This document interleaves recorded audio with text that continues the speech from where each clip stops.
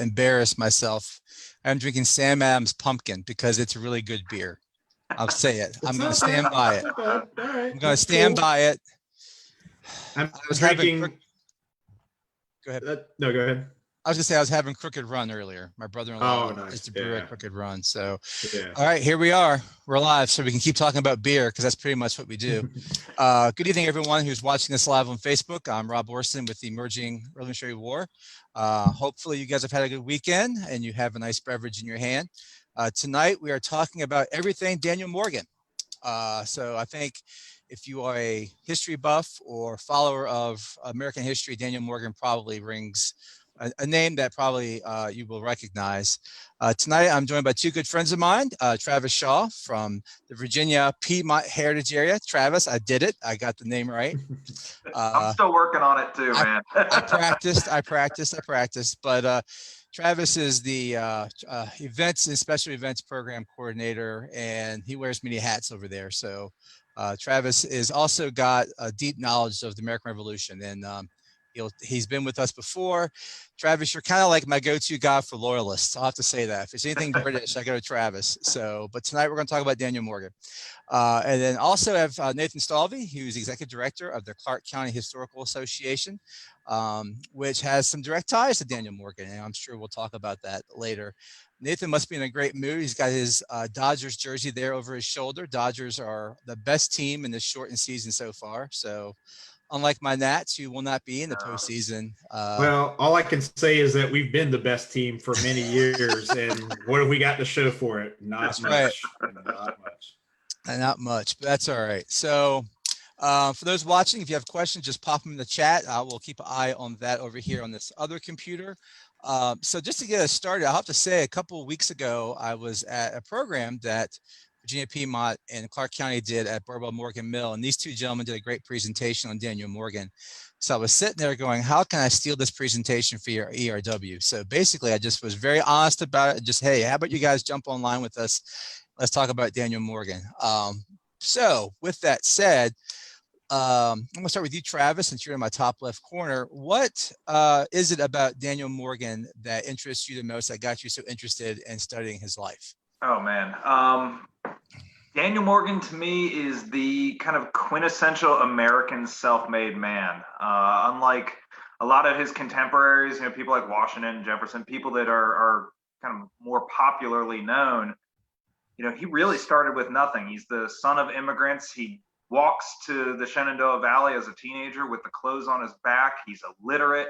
And just through kind of hard work and ambition and just being a tough SOB, he manages to not only, have this incredible military legacy during the Revolution, but a legacy of kind of establishing himself as, one of the movers and shakers politically, economically, socially in the Shenandoah Valley. And I just find that life to be absolutely fascinating. There's so many times where he puts his body on the line for what he believes in, and it's really a remarkable life. And I know Nate's going to get into a lot of that stuff too. So Mr. Stalvey, being from South Carolina, I'm sure Morgan has some reverence to you, being very important in South Carolina history. Is that one of the reasons why you got interested in Morgan, or is it because of where you work? It's more because of where I work. I mean, that's part of it is, yes, the Battle of Cowpens. It's revered down there, but in my home state of South Carolina. But it's more so when you do a deeper study. It's a lot of what Travis said. This is a self-made man, and everybody loves a rags to riches story. Imagine how hard it is in the 21st century to come from rags to riches. Now, imagine what it was like in the 18th century. It's almost unheard of. You're either born into it, married into it, or you never got into it. And he did work his way up through just sheer toughness and just really just inspiring a lot of those people around him, inspiring a lot of the right people around him. He took notice, like, hey, I think it's the guy we want on our side. He was a man's man of the 18th century, and he fought tooth and nail, to blood, sweat, and tears for what he believed in. And this is a guy, like Travis said, he walked into the Shenandoah Valley as a teenager with nothing but the clothes on his back, walked all the way from New Jersey, And by the time he died, he had 125,000 acres of land, and he was in Congress. He was a brigadier general. I mean, this guy went from literally nothing to something. And I think that you mentioned one thing that I think a lot of people would be surprised by who are just casual fans of Morgan is he's not from Virginia. No. I mean, he is from New Jersey. Mm-hmm. And if my friend Drew Gruber is watching, he'd be very proud to hear that he was from New Jersey. Drew's a big Jersey fan himself. But it's interesting that, you know, people always assume he's from Winchester or the Valley or somewhere in the Western Virginia area, but he's really from New Jersey. Nathan, I'll keep it with you for a second. What about, tell me a little bit about his early life before the war. I know there's not a whole lot known, but what do we know about Morgan before the American Revolution? Well, what we know about him is that he worked his way up. I mean, he came into Winchester, came to the Valley, took some odd jobs. He drove a wagon. You know, he was a wagoner. He was a teamster.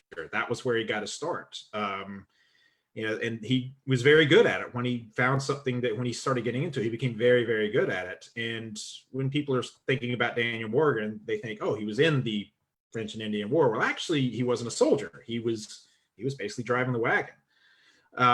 He was very rough.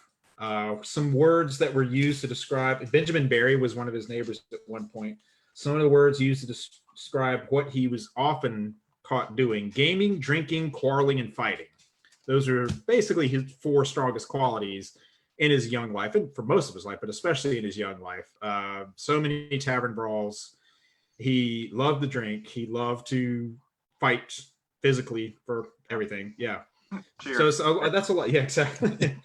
Yeah, some of his early days, he removed stumps. He was a foreman at a sawmill as well, which later, when we talk about his later life, that's actually going to be tied into what he's doing later in life as well. He also started, but as that wagoner, when he was young, he started making those connections. He was making those wagon drives from the Valley to Alexandria to Fredericksburg to the Tidewater region and all the stops in between. He started making those connections that would serve him well later. Yeah, and I think just kind of building on that, you know, he starts out driving a wagon, but pretty soon he ends up kind of owning his own company that, you know, he goes from the wagon driver to the guy who's running all the wagons, which I think, again, speaks to that ambition that he has. You know, he's not content just to live comfortably. As he's making these connections in the Tidewater, as he's meeting these planters and people he's working for in the area, he's seeing how they live. And he's seeing how, you know, climbing social rank in Virginia isn't just necessarily about the money you have, but it's about who you're connected to. It's about land. It's about, you know, the finer things, material, clothing and furniture and things that you have, all these kind of outward displays of wealth. And I think as a young man, you can definitely see that. I know Nate loves to tell the story about his sock obsession, right, Nate? Oh, my goodness. Yeah. So when he was starting to make money running those wagons, if you look back at the records of items that he bought from the ledgers of the merchant store in Winchester, he was obsessed with socks. I mean, over and over and over. This guy was massively obsessed with socks. He wanted to look good. He wanted to feel good. He wanted to portray himself as more than he was. He wanted to be part of that upper level of society. And speaking of his younger days, I do also want to point out is prior to him being 17 years old, there is little to nothing that people know about him. He never spoke about his younger days. He rarely spoke about his parents. Later in life, I mean, just to talk about his past was something he never did. And on his deathbed, and the doctor would examine him and say, "Hey, where did you get that broken toe? Where did you get this?" And that got into a bar fight when I was younger, and he just left it at that. So trying to find more information about him as a youth is impossible, basically. And I almost wonder if that's part of this social climb. You know, he didn't necessarily want to talk about the early rough and tumble days, because. Right. You know, despite this frontier persona that we think of him as, you know, he wanted to portray himself as someone of the higher sort. So, you know, we know mostly about his military accomplishments during the American Revolution. what before the revolution trained him for that? Like, where is he getting that experience? He comes from New Jersey. You guys talk about, he ran wagons, but that doesn't really lead to someone who is considered one of the better, military commanders in the war. Where does he get that experience? Oh, I was gonna say, well, I know Travis is more of our military guy. I'm more of the social history guy, but I would defer to Travis on that, and I'll pick up from you there.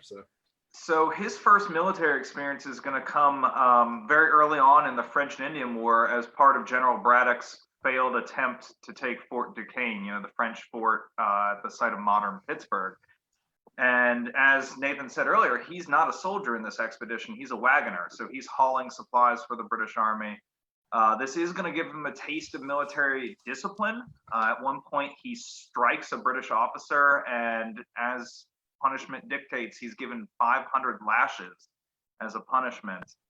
And this is one of those formative experiences, I think, for Morgan, because he talks about it throughout the rest of his life. But as he's being whipped, as he's being punished, he doesn't lose consciousness. He says he counts every lash, and supposedly the British only gave him 499. So this kind of joke that he always trots out later in life is that the king always owed him one more. I think that speaks to his physical stamina, but certainly his courage as well. Kind of this rebellious spirit that he has. The officer that he struck supposedly was so impressed by his fortitude that he actually apologized to Morgan later. I don't know if that's apocryphal or not, but it certainly made an impression on Morgan and those around him. He's going to get a little bit more military experience after his wagoning days. He joins a ranging company commanded by John Ashby. And if you go through Washington's records, Washington was not super fond of John Ashby's ranging company. These guys did not spend a lot of time ranging out on the frontier, fighting Indian raids and things like that. They were doing more more of this, right? A lot of this. It was awesome. That was Washington's biggest pet peeve, was that Ashby would order far more rum than was allotted for his men, and they spent most of their time just getting drunk. They did not do a lot of ranging. But Ashby and Morgan were, they were like this. They were really tight. were. And one of the things that I always think about is, Morgan in the Revolution, he's so strict about discipline and expecting discipline out of his men, which is the complete opposite of Ashby. But Morgan does get wounded during a skirmish on the frontier when he's with Ashby's company. He's actually shot through the neck, and the bullet exits the front of his face. So if you ever see a portrait of Morgan or the statue of Morgan that's in Winchester, you'll see there's a scar on his upper lip, and that's going to be the first of many, many, many wounds that Daniel Morgan is going to suffer on the line of fire. But not the most remarkable military career up through the French and Indian War. Yeah, I think that's always been one of the confusing parts for me is, knowing what you guys have been talking about, how he transitions from that to what we know him to be a Cowpen. Well, Saratoga first. Well, before Saratoga, we're going to go into Quebec in a second, but Saratoga and Cowpens, where he's considered, him and Benedict Arnold are considered one of the better commanders in the field, especially at Saratoga. So it's just interesting how he doesn't really have that professional training, or that it's kind of just he learns it on the fly as he's put in these situations. So Travis, I'm going to go to you on this one because I want you to talk about one of my favorite topics. It's probably, you're the expert on it in my opinion, is the Beeline March. The very beginning of the war, when Daniel Morgan really makes a name for himself right at the beginning. Why don't you talk a little bit about that? Yeah, so Morgan's going to take part in two events in 1775 that I think really establish him as a legend, in my mind at least. And the first of those is going to be the Beeline March. In June of 1775, Congress calls for rifle companies to be formed in Pennsylvania, Maryland, and Virginia. These are the first Southern troops that are going to be rushed up to Boston to assist Washington and the New England troops up there. And Morgan is chosen by the Committee of Safety in Winchester to command one of these companies. So he, over the course of about a month, he assembles 96, 98 men, almost 100 men, And these are mostly men from the Valley. There's a lot of kind of frontier type men. These guys are armed with rifles. They're kind of known as crack shots. And the remarkable thing is when they leave to march to Boston, that they are going to march from Winchester, Virginia to the Continental Army in Cambridge, about 500, 600 miles. I mean, hundreds of miles. They're going to do it in 21 days. So Crazy. 3 weeks, they are going to cover the distance from Winchester to Cambridge. And the other Virginia Rifle Company under Hugh Stevenson, the two Maryland companies, they will do the same thing and will all arrive within a few days of one another. And I mean, if you think about that, it's, we read about soldiers marching 25 miles a day or 30 miles a day, but not doing that every day for 3 weeks straight. I mean, I think that's what's really remarkable is these guys really, they call it the Beeline March because these guys are booking it as fast as they can to get there. And they certainly cause quite a stir when they arrive. Right. And of course, really kind of cementing that Continental Army with soldiers from not just New England states and Mid-Atlantic, but Virginia being one of the southern colonies, and Maryland too, for that matter, at that time considered a southern colony, cementing that continental image that George was trying to create with not just an army of New England men, but an army of all the colonies to kind of create this new nation as it was forming. So probably important for Washington as well to have that. To have some Virginians there with him to kind of, so he can really, try to cement that. So Nathan, we haven't really talked a little bit about his family life at this point. We got tons of military to talk about, but I don't know a whole lot about Morgan's personal life. Was he married? Did he have kids? I know we talked about this at the mill when you did your presentation a few weeks ago, but if you can kind of share some insights into his family.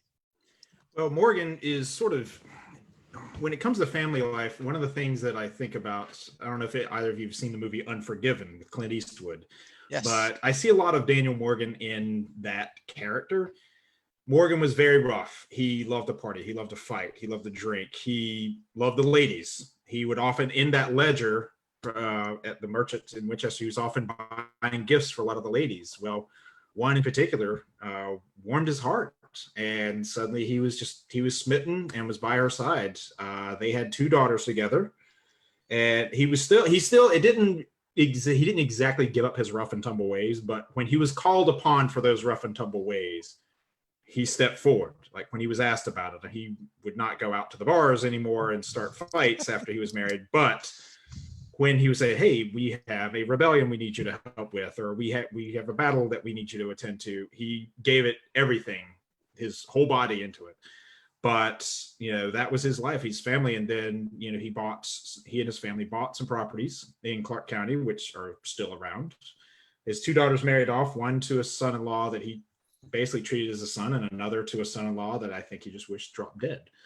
So it's a lot of his family life was, he did get to see, surprisingly enough, even though we hear about all the battles he took part in, Saratoga, him being captured in Quebec, Cowpens, and you think of the distances there, he did have to take quite a bit of time off in those battles and return home to his wife.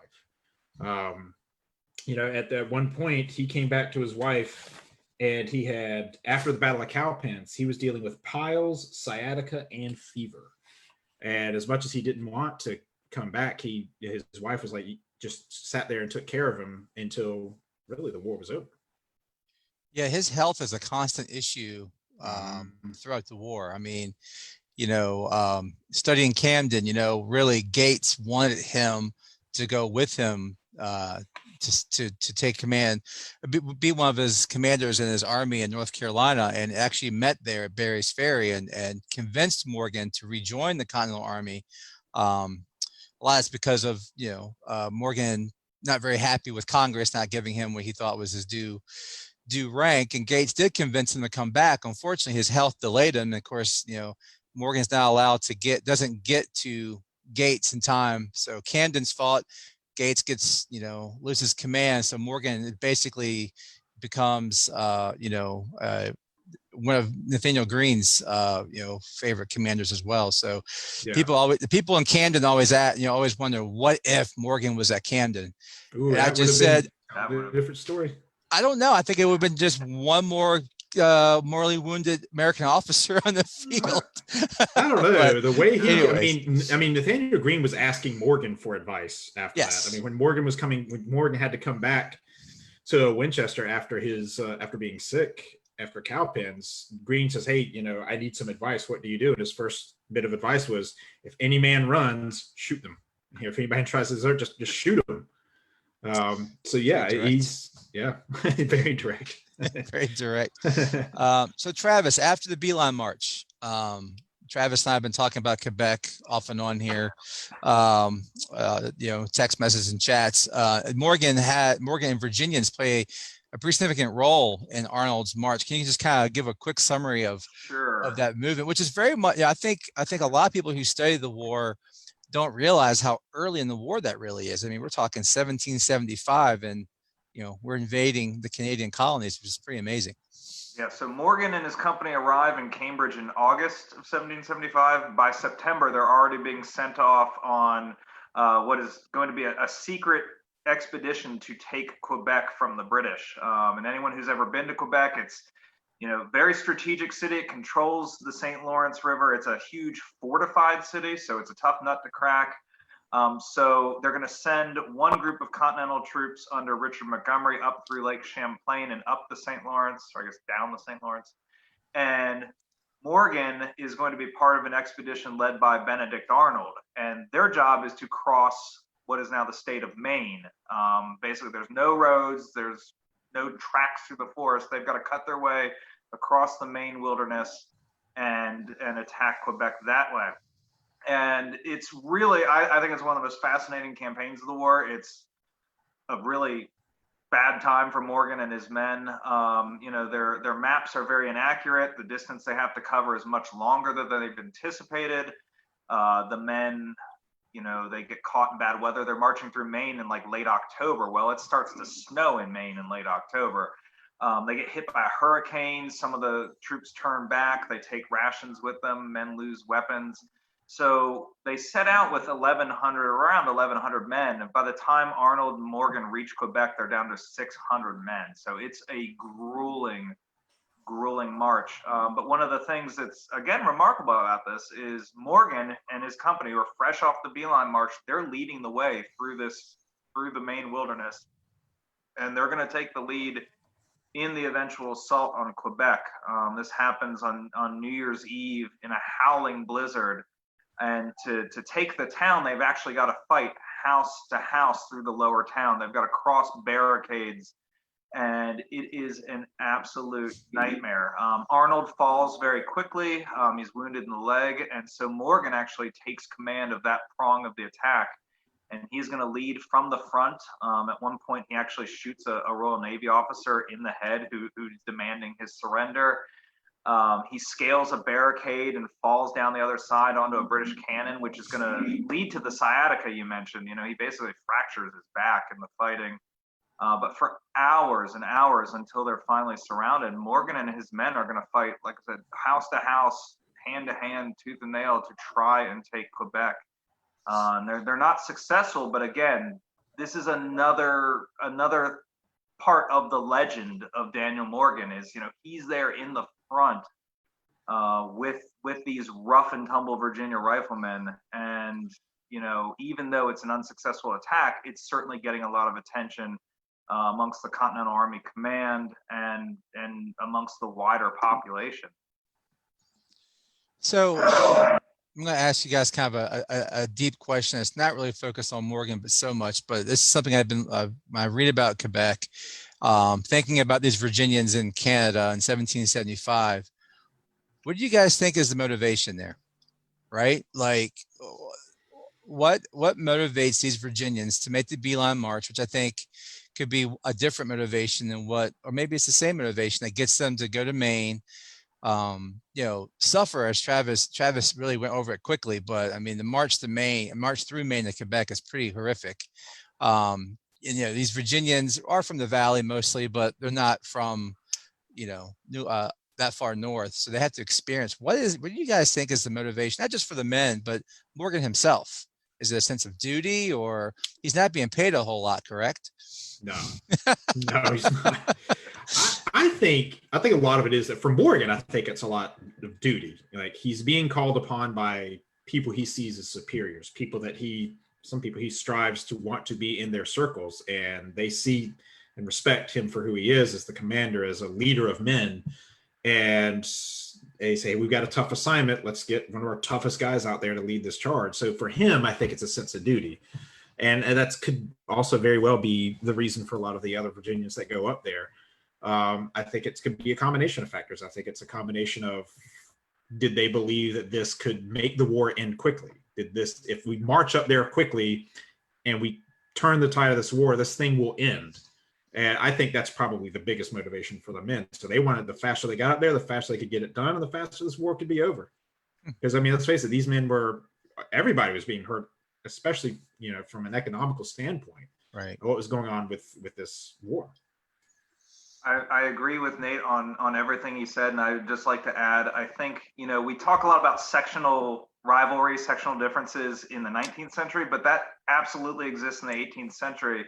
And one of the things you get a sense of when the Virginians first arrive, the Southerners come into the camp, is a lot of these New Englanders have never seen a Southerner. A lot of these Southerners have never seen a New Englander. And there's a lot of brawling back and forth between these groups. So I think a part of it for the average guy is probably showing how tough you are. You're marching with a bunch of guys from Connecticut, Massachusetts, like shopkeepers and fishermen and stuff like that. And you've got a reputation for being a tough frontiersman. You've got to prove it. And I think for a lot of them, there's maybe a sense of pride in who they are and what they've already accomplished.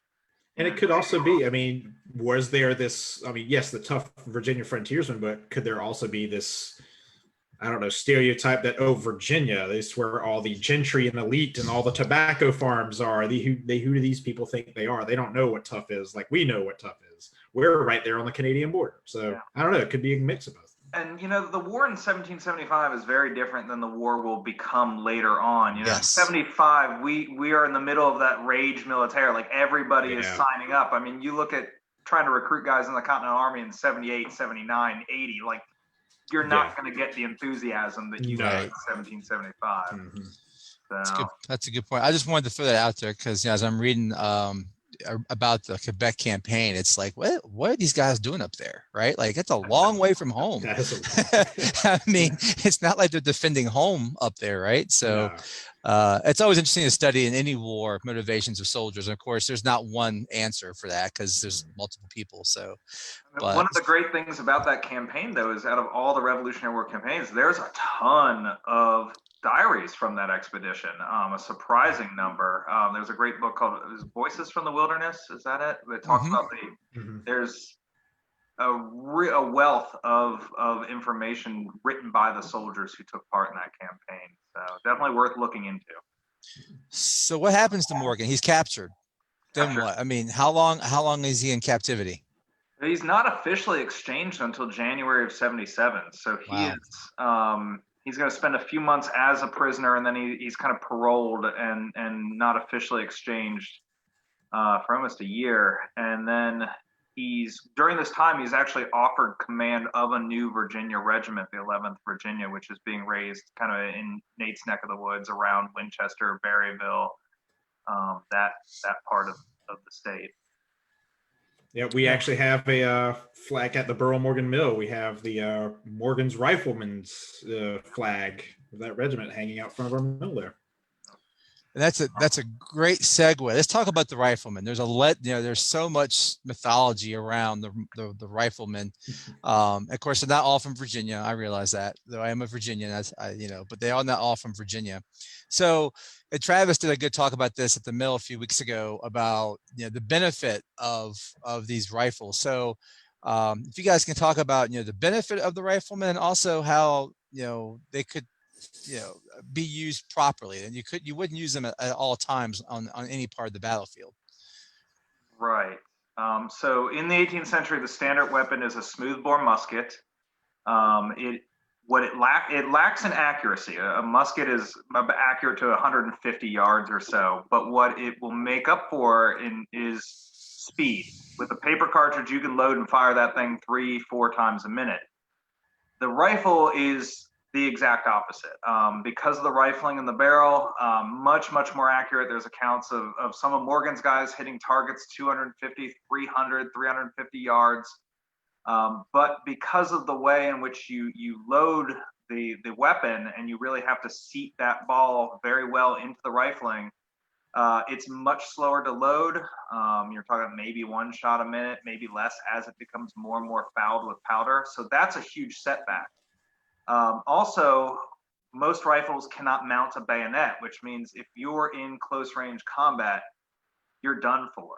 So, one of the lessons these riflemen will learn is, at Fort Washington in November of 1775, the remaining Maryland and Virginia riflemen get overwhelmed by the British and Hessians because they just can't keep up the rate of fire that's necessary, So there are a lot of drawbacks, and that's something that Morgan and his men are really going to figure out during the war, and figure out how to use this weapon in a way that maximizes its advantages while minimizing the drawbacks to it. And we can definitely get into that when we talk about the Battle of Saratoga, because I think that's really where this idea kind of crystallizes. So how does Morgan get attached to the rifleman though? Like, it's almost like a synonymous thing these days when you study American Revolution. You think Daniel Morgan, you think the rifleman. But like, how did he, that wasn't something obviously, when he's in the beginning of the war really doing. How does he get attached to lead rifleman companies? So he leads his rifle company. We talked about them going to Boston and to Quebec. After giving command of the 11th Virginia, he's basically set aside for a special duty, and he's given command of a provisional corps. These are hand-picked men. They're riflemen from Maryland, Virginia, Pennsylvania, light infantrymen, and this is a special assignment for Morgan and for the men who are kind of picked out of their regiments for duty in this provisional corps. And that's the corps he's going to take to Saratoga, to the Northern Army. So, that's really, I think, the moment where he becomes synonymous with being the American light infantry leader.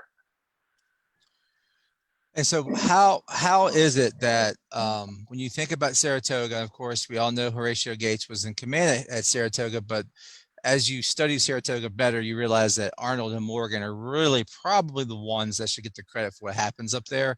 So what is it that Morgan does on the battlefield that fall to really secure an American victory and one of the first turning points, so to speak, of the Revolution? Nate, do you want to? Yeah, I'll leave you. Okay. I mean, when it's coming to the military, I definitely. You're more the military guy, so I well, I will admit I'm not the Saratoga expert. If Eric Schnitzer's watching tonight, I apologize for anything I say, Eric. The first battle of Saratoga, the Battle at Freeman's Farm, Morgan and his men are going to be heavily engaged there. They are going to be extremely aggressive on the battlefield. They are going to really hit the British advance very, very hard, and they're actually going to try and charge and break the British. And what they find is, like I said, you're at a disadvantage when your enemy has, first of all, a weapon that can fire much more rapidly at close range, and second of all, when they have bayonets to back up their battle lines. So the fight at Freeman's Farm, Morgan and his riflemen are going to be pushed back and forth across the battlefield repeatedly. They're going to take a heavy toll on the British, particularly among the officers, but it's not the decisive break that Morgan is really looking for. That's going to happen at the Battle of Bemis Heights, this kind of the second Battle of Saratoga. And that's when Morgan and his riflemen are going to fight in conjunction with Henry Dearborn's light infantry. Now, these are Continental light infantry that are armed with muskets and bayonets. So when it comes to the close quarter fighting, when the British advance, they have backup essentially. And this is going to become kind of the standard tactic for riflemen in both the American and the British armies during the Revolutionary War. Is you're going to kind of combine arms a little bit here. You have riflemen who can cause damage at long range. They're going to hit high value targets, officers, artillerymen, anyone on a horseback. They're going to kill General Fraser at Saratoga. That's going to be one of the major turning points of the battle. But when it comes time to engage the enemy at close range, you do have musket armed troops, guys with bayonets there to assist the riflemen, and that is going to kind of be the modus operandi moving forward for both armies. Right. And it's so interesting when you go to Saratoga and you visit Saratoga that their movements and actions up there are pretty well documented, and until you really visit that battlefield, you really get a understanding for all the events, and what's going on up there, and how much. And I know we're not talking about Benedict Arnold tonight. That was a few weeks ago, but Arnold plays such a huge role up there, and of course that is the only place you can find any monument to Benedict Arnold. So if anyone has not been to Saratoga, I highly recommend it. It's a beautiful park, and the Hudson Valley is beautiful in New York, so it's definitely worth the trip. But after Saratoga, let's talk a little bit about Morgan feeling a little bit slighted by Congress. Can I don't know, Nathan, or it could be Nathan or Travis, talk about a little bit, because he kind of takes, Morgan disappears from the scene for a little while. Obviously his health, as you guys have been talking about, is pretty bad off and on, but there's also some hurt feelings there he has after Saratoga, and we won't see him really again until South Carolina. So someone can kind of talk about some of that drama that Morgan went through with Congress. Well, I think Saratoga was, I don't think it was exclusively Saratoga that led to this drama. I think the Saratoga was sort of the straw that broke the camel's back. I mean, look at everything he was called upon to do. Look at the march he made from Winchester to Cambridge. Look at what he was asked to do in Quebec against the worst odds. Then coming back to Saratoga in that unbelievable feat, doing everything that was asked of him, and still not getting that recognition. And to him, like we've talked about before, recognition was everything. Being recognized for somebody that I don't want to say the elite, but somebody who was this real hero. He just wanted to get that recognition from those above him, because that's all he sought his entire life. And here is this chance. What else could he do? Saratoga was this just gigantic event. And I think at this point, he's just saying, well, I've given everything other than my life, I've given everything that you've asked of me, and I'm still not getting. It was still that slight. It was still all those reasons that he got into those bar fights when he was younger. All those reasons why he knocked out the British officer, knowing good and well what the punishment was going to be. He just wanted to have that recognition, and I think that's exactly what this was. And so, yes, he did return home for a lot of health reasons, but there were those hurt feelings too. There was a sense, it's like, look, I've done all you've asked, and I want to be more than just somebody you can throw at somebody and forgotten about. Yeah, I mean, when the Continental Army forms light infantry formations and they pass him over for command, they give the command to Anthony Wayne. That's a slap in the face to Morgan. He's commanded this provisional organization that's essentially doing that, and he's excelled at it. And command goes to Anthony Wayne, someone who he really did not have any good feelings towards. We can get into that later. And I mean, that's a huge slap in the face. And like Nate said, the approval from the people above him, and particularly Washington, the approval from Washington matters so much to him. And I think he was deeply hurt on a personal level. And professional. And I think he also, in the 18th century, he also recognizes that whole, what we were talking about at the beginning of the talk, is that there really are, you either have made it or you have not. You're either born into it or you marry into it. And if you're born or married into it, then you with those same connections. So getting passed over, I think, was that slight, like, oh, well, clearly they know him on another level, even though I'm clearly more experienced. I'm clearly the right choice. Look at my resume. So yeah, I absolutely agree. What was his relationship with Washington? Did he have one? Was there, I want to say, respect? That's exactly what I was going to say. I think there was some mutual respect there in a lot of ways. I mean, Washington first took note of him on the road to Fort Duquesne.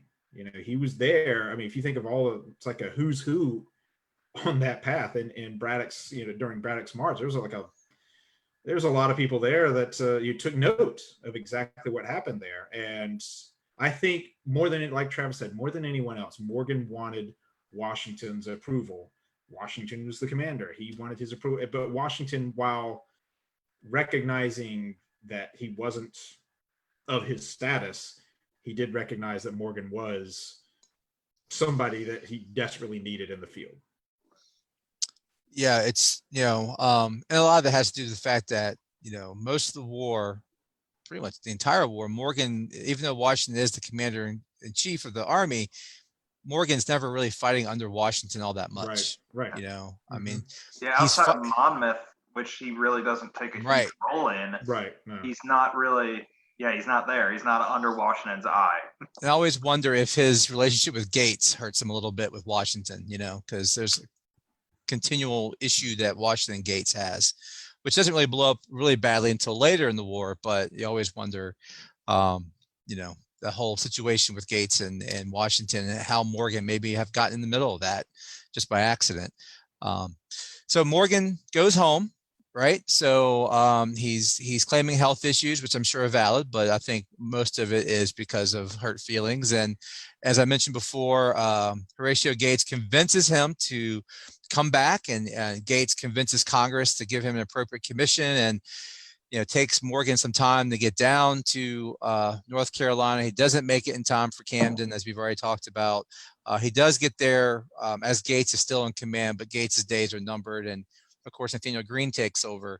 And as Nathan, I think, said earlier, he becomes a really confidant for Greene, and seeks out his advice constantly, and tries to get his input on whatever Greene's deciding to do strategically. Greene's a great study in his own right. He wins the South without winning a battle, which is pretty amazing in its own right. But so let's talk about cowpens. And I know, Nathan, you said you're not a military guy, but South Carolina. This is your backyard, buddy. I mean, this is my backyard right here. I know it's northern South Carolina, but it's still South Carolina. Hey, it's still South. So what is and we won't bring in the Patriot the movie and all the different. Yes, please don't. I would just. That was a few weeks ago, but cringing at that. of depictions of how Cowpens is fought. But talk about, you don't have to get in a deep military aspect. Talk about Morgan's strategy there. It's made pretty famous, and it's used again by Greene later on. Yeah. So basically, I mean, you have to put into perspective where the war is at this point. Camden was a big defeat. Gates has been relieved. It's not looking good. And suddenly you've got the Battle of Cowpens. This is looking like this should be the decisive battle. This is the nail in the coffin. And then the rebels are done with. But Morgan employs a very different strategy of the pincher, like I like to call it pincher strategy, where it's the send some guys up, fire away, and then run. Like, get the shot off and then run. And then the next guy's up, fire, and then run. And then basically it's sort of that belief that, we've got them on the run. And as the redcoats are chasing them, suddenly these pinchers are forming around them, and they're almost completely encircled. And thus there's the strategy there that turns the tide. Like, all of a sudden, what was supposed to be a simple cakewalk for the redcoats turns into a blistering defeat, an unexpected defeat that shakes the entire British army to the point like, wait, this what? How did this happen? And that suddenly alters the course of events for the next, for the rest of the war.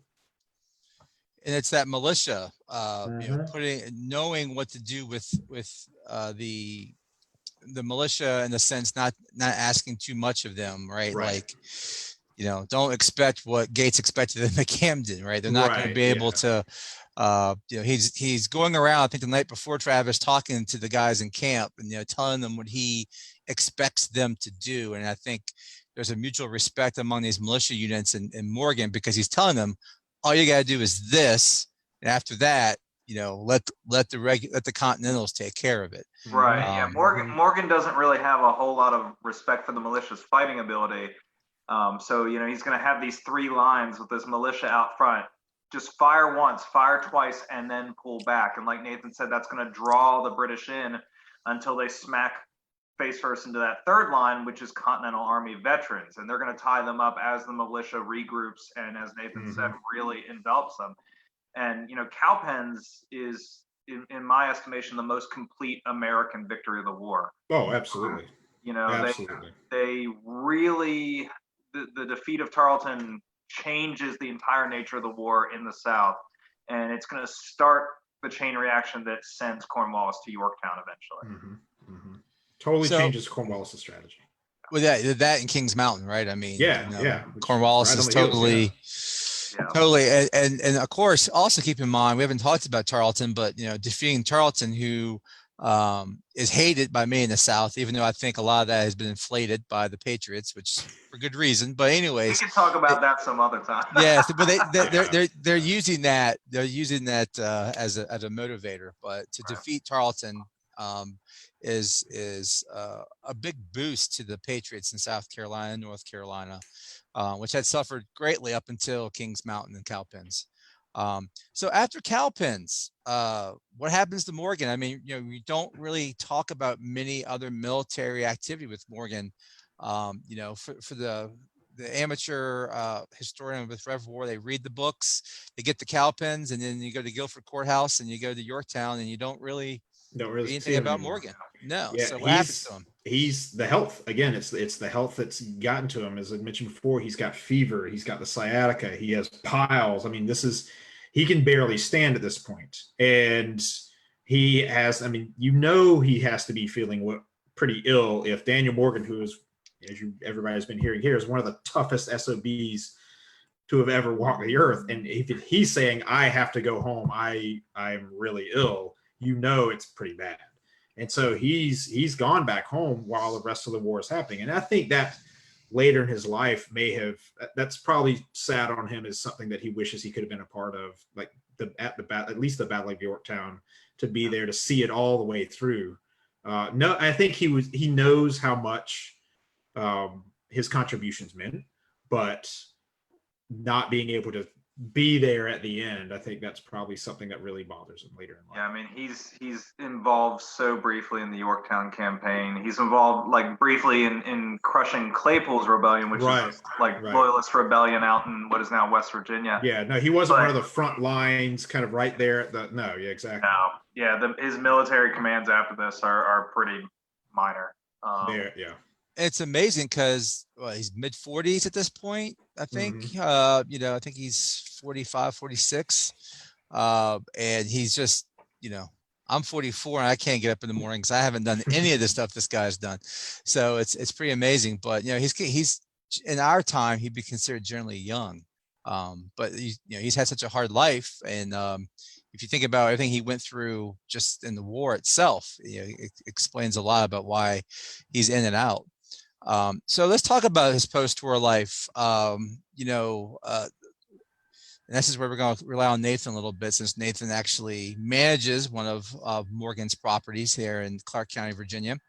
And feel free to promote that, Nathan, as you talk about. But so Morgan, does he fully retire? How active does he stay in politics? I mean, there's a whole it's a big question there, but just kind of talk about his post-war. He does. So when you think of Daniel Morgan after the Revolutionary War, it's not like his military career just ended. But before I get to that, I will say that, during this time between 1779 and 1782, his house, Saratoga, is being built. And hence the name. It kind of shows that reverence he's had for his military actions and his contributions. I mean, his other house was named Soldier's Rest. So his military participation meant everything to him. And so 1782, Saratoga's finished right in Clark County. Also in 1782, right down the road, his friend Nathaniel Burrell, who was of the Tidewater elite, who's moved, like with many who moved up into what is now Clark County, he was building Carter Hall, and he was building the Burrell Morgan Mill, which was started being built in 1782, was finished in 1785. And Daniel Morgan was, for all intents and purposes, the first mill manager. He oversaw all the daily operations. He oversaw all the personnel. He brought in people. He trained them. his experience working in a sawmill really paid off because when he was younger, because at the time there was a sawmill attached to the Burrow Morgan mill. And so he knew how to run a sawmill. He had that experience working in there. He had experience working with people. His experience as a teamster, as Wagner, also helped because everything being ground there at the mill, loaded on those wagons, developed those connections to know where to send those onto those barges down the Shenandoah River. He was also really instrumental in shaping roads, getting roads passed and set in Clark County, roads that we still travel today. The current road between White Post and Boyce, which is what we know as Highway 340 right now. Daniel Morgan. You can thank Daniel Morgan for that path. The road from Boyce to Berryville, the road from Millwood down to the Shenandoah River. That was Daniel Morgan. So he was very instrumental in shaping a lot of the roads that we drive on today. So that was some of his life on the home front.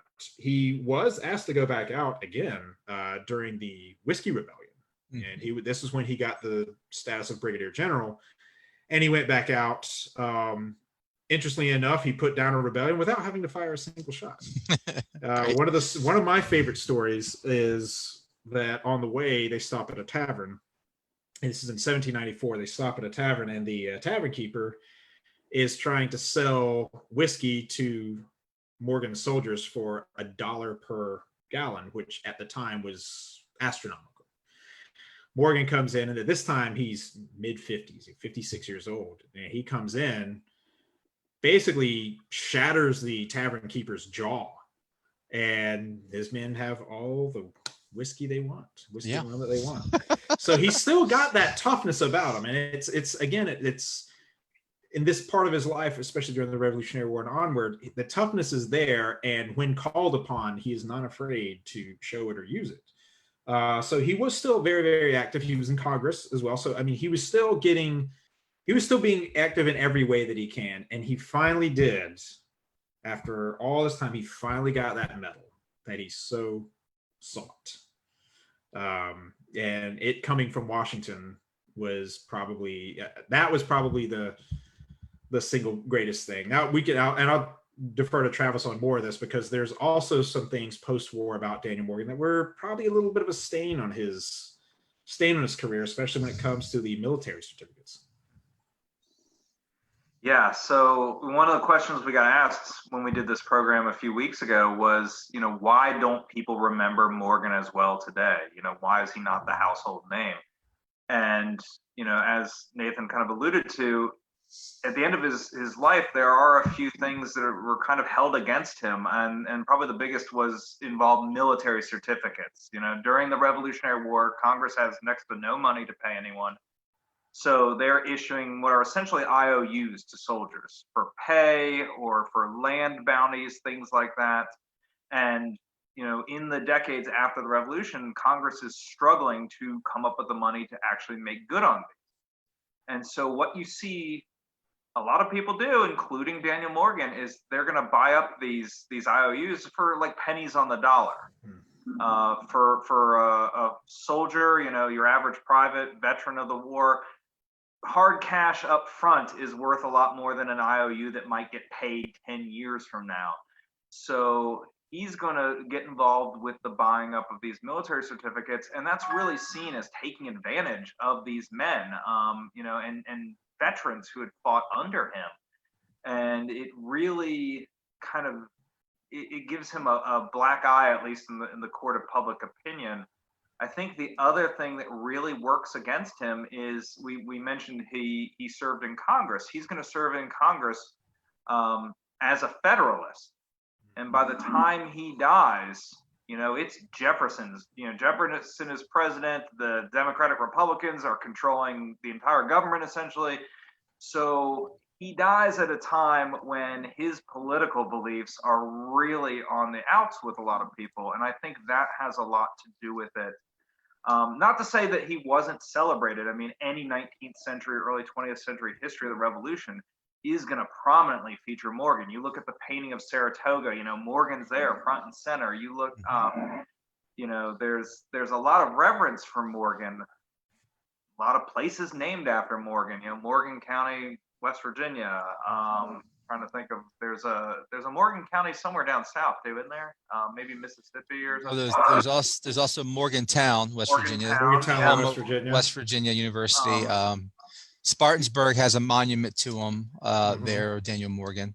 Right. So I think, like you said, the memory of him is, what you guys mentioned there about the semi scandal, and of course being a Federalist, and Virginia at that point in time really wasn't probably the most popular political choice. So that probably definitely did hurt how he was remembered by the immediate people right after him. But so where does he die? Because he owns lots of houses. We talked about Saratoga, and I think Travis got to see Saratoga recently. Was highly jealous of that, by the way. It's a private home. For those watching, it's a beautiful home, but it's private, and Travis was able to see the outside of it, which is very cool. But where does he die? He doesn't die at Saratoga, correct? No, he doesn't die. Hold on a second. You want to take? Sorry. Get Nathan a beer. Take this. Get Nathan a beer. Morgan will die at his daughter's house in Winchester, Virginia. Yeah. So he dies there in 1804, right? 1804, yeah. 1804, and he's buried in Winchester. Yes. Now he was his last few years of his life. Yeah, he was at his daughter's house.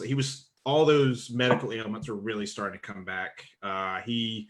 There was a doctor tending to him basically every day the last year of his life, and that's where we get a lot of these. The doctor talked about some of the items he talked about. That's where he found out.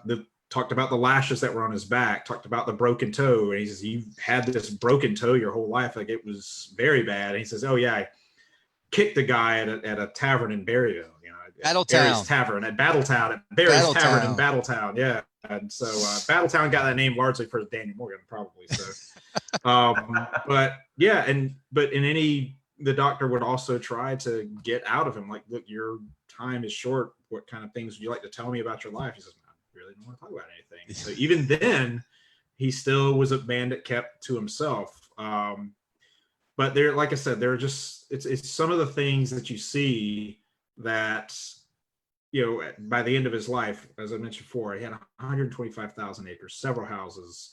He had 2 daughters that married off into wealthy families. Saratoga had 7 mirrors. And for the 18th century, having 1 mirror, that's pretty impressive. He had 7. Yeah. So it's like the socks. It's like he just mirrors and can't socks. have enough of. Yeah, mirrors and socks. That, to him, that was a way to show his status. It's a great title for a biography on Morgan. Mirrors and socks. So I have a couple. We're going to wrap up here shortly. I got 2 questions from the chat, but the first thing I'm going to ask you guys is places people can go today. What we try to do a lot of times is take history so people can go actually see these places that exist. I'm going to let Nathan go first since he actually manages one of these places. That's right. I would say top the list. You got to go to the Burl Morgan Mill in Millwood, Virginia. It's right off Highway 50. The mill is still there. It's still an operational mill. It's still operating just like it would have in Morgan's day, except we don't grind the 100,000 or so pounds a year. We maybe grind 3,000 pounds a year. But we still use the stones the same way, the water wheel, water powered. You can also walk the grounds that he was there on. I mean, their blacksmith shop is across the street where the sawmill used to be.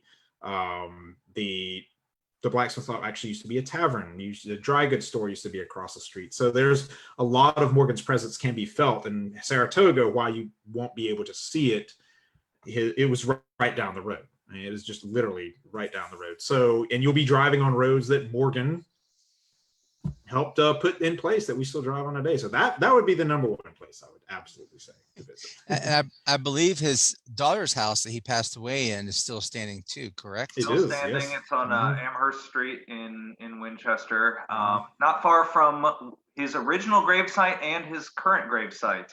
Morgan was originally buried at the Old Stone Presbyterian Church in Winchester. There's a monument, kind of a life-size statue of him at the church.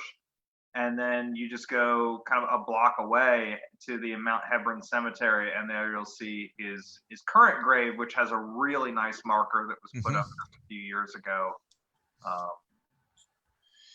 Yeah, those are great, really kind of local sites for Morgan where he lived most of his life. You also obviously have the National Park Service that manages Saratoga and the Cowpens National Battlefield, which obviously tell those stories.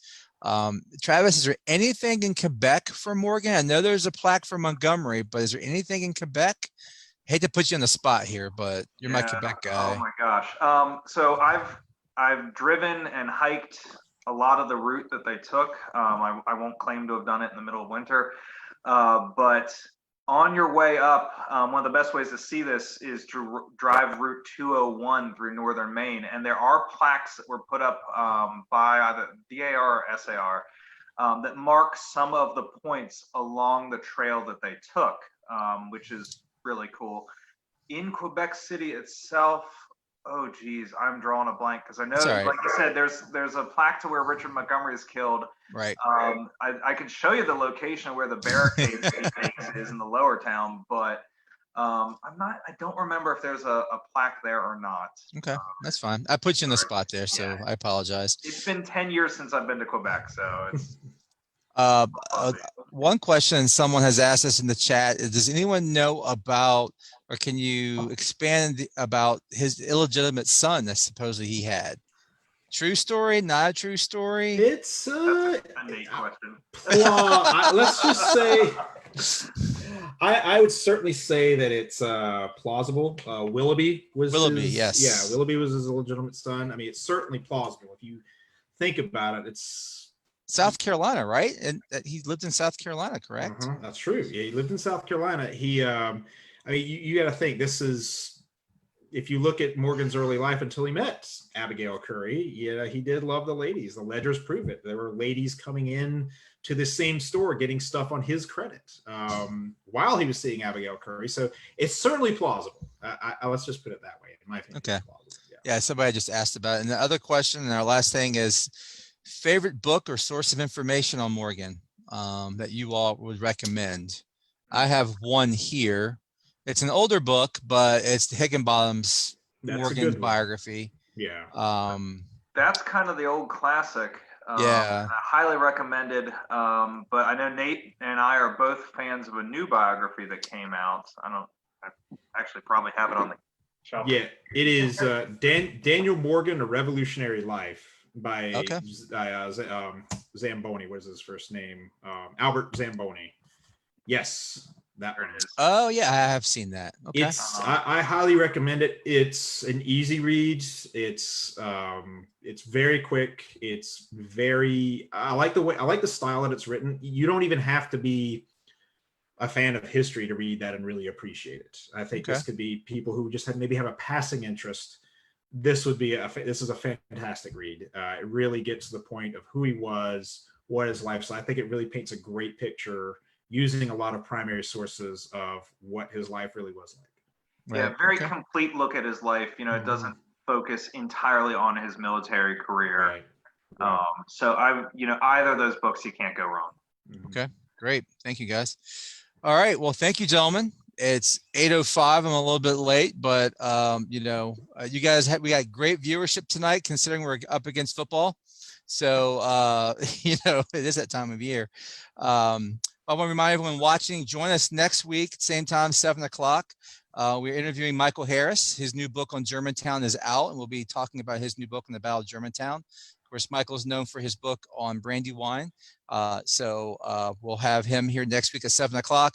And also, if you want to see Travis again next year at our symposium that we're doing with the City of Alexandria on May 22nd, Travis will be one of our speakers. Fingers crossed that we can get back to something of normal presentations and symposiums by next May. But if you want interested in tickets are on our website, on our Facebook page, or you can go to the City of Alexandria's website as well. So thank you, gentlemen. Good to talk to you guys as always. Have a good night, and thank you everyone for watching, and take care. Thank you, Thanks Rob. for having us. Yeah. Thanks.